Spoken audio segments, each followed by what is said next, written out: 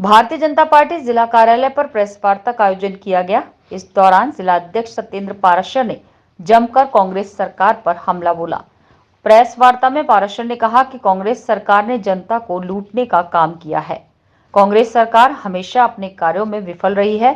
इतना ही नहीं, उन्होंने आगामी चुनावों में होने वाले विधानसभा चुनाव को एक तरफ सारी सीटों को जीतने का दावा कर दिया। इस मौके पर जिला संगठन प्रभारी रामस्वरूप कोहली, जिला चुनाव प्रभारी धन सिंह रावत, संभाग सह प्रभारी मुकेश सक्सेना मुख्य रूप से उपस्थित रहे। आइए आपको सुनाते हैं भाजपा कार्यालय में क्या हुआ प्रेस वार्ता के दौरान। तो स्वागत, वंदन और अभिनंदन आप सभी बंधुओं।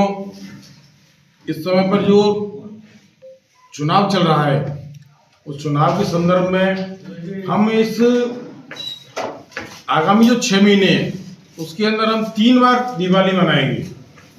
3 बार कैसे मनाएंगे? पहली दीपावली आज हमने मनाई है। दूसरी दीपावली हम 3 दिसंबर को जब राजस्थान के परिणाम आएंगे तो उन परिणामों में भारतीय जनता पार्टी प्रचंड बहुमत के साथ भारतीय जनता पार्टी की सरकार बनाएगी, राजस्थान में सरकार बनेगी। उस दिन भारतीय जनता पार्टी और पूरा राजस्थान प्रदेश कांग्रेस के भ्रष्टाचार और कुशासन से मुक्ति पाने की दिवाली उस दिन मनाएगा। दूसरी दीपावली हम उस दिन मनाएंगे जब अयोध्या के अंदर भगवान श्री राम का भव्य राम मंदिर के अंदर भगवान श्री राम की रामलला की वह मूर्ति स्थापित होगी 22 जनवरी को।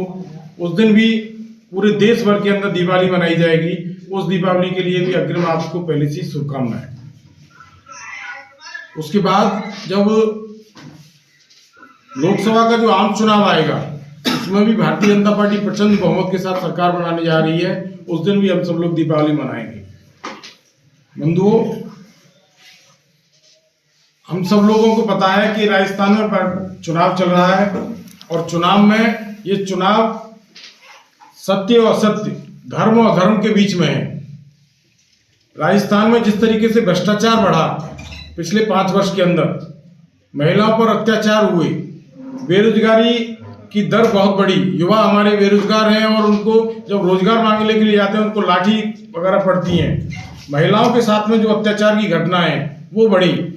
प्रियंका गांधी जी उत्तर प्रदेश में या बाकी देश के अंदर कहती है कि मैं लड़की हूँ, लड़ सकती हूँ, लेकिन राजस्थान के अंदर जब अत्याचार होता है महिलाओं के ऊपर उस पर वो चुप रहती हैं, कुछ नहीं कहती। वो यहाँ पर से पर्यटन के लिए रणथंभौर में आती हैं और पर्यटन करने के बाद में यहाँ से वापस चली जाती हैं।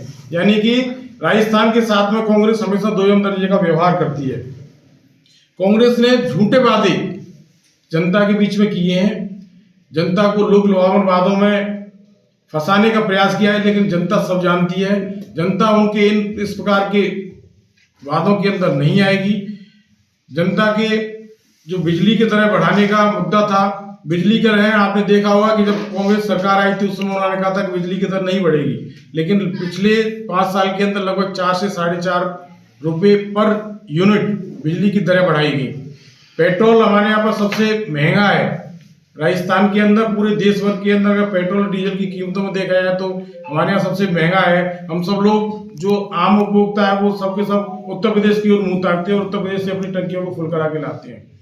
इसी प्रकार अपराध के मामले में देखा जाए तो विभिन्न प्रकार के गैंगवार, विभिन्न प्रकार के लूट, हत्याएं, बलात्कार में प्रदेश नंबर 1 बना हुआ है।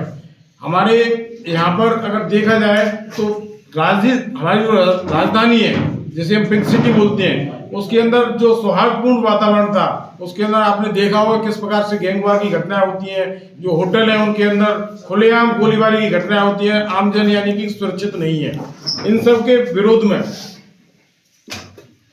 25 तारीख को, आगामी 25 तारीख को राजस्थान की जनता भारतीय जनता पार्टी के पक्ष में मतदान करने वाली है और हम पूर्ण बहुमत के साथ में राजस्थान में सरकार बनाएंगे और पुनः 3 तारीख को दिवाली मनाएंगे। आप सब लोग यहाँ पर पधारे हैं। आप सब लोगों के माध्यम से एक चीज और कहना चाहता हूँ कि हमारे यहाँ पर जितने पेपर लीक हुए हैं गहलोत शासन में, ऐसा इतिहास में राजस्थान की में कहीं नहीं हुआ। राजस्थान की एजुकेशन व्यवस्था, राजस्थान की परीक्षा व्यवस्था, राजस्थान की प्रतियोगी परीक्षाओं के बारे में देश के अंदर मिसाल दी जाती थी कि वहाँ पर भ्रष्टाचार नहीं है, वहाँ पर नकल नहीं की जाती है, वहाँ हर तरीके से उनको साफ और स्वच्छ तरीके से भर्तियां होती हैं। लेकिन पिछले 5 साल के अंदर देखा होगा आपने कि किस प्रकार हमारे यहाँ पर 19 पेपर लीक हुए, और पेपर लीक का जो परिणाम होता है वो हमारे गरीब भाई जो युवा हैं उनके साथ तो सबसे ज़्यादा होता है। विभिन्न कठिनाइयों में माता पिता अपने बच्चे को पढ़ाते हैं, प्रतियोगी परीक्षाओं में घर से बाहर भेज करके उनके प्रतियोगी परीक्षाओं की तैयारी कराते हैं, लेकिन जब उनको मालूम पड़ता है कि ये पेपर तो लीक हो गया, आगामी समय के लिए खिसका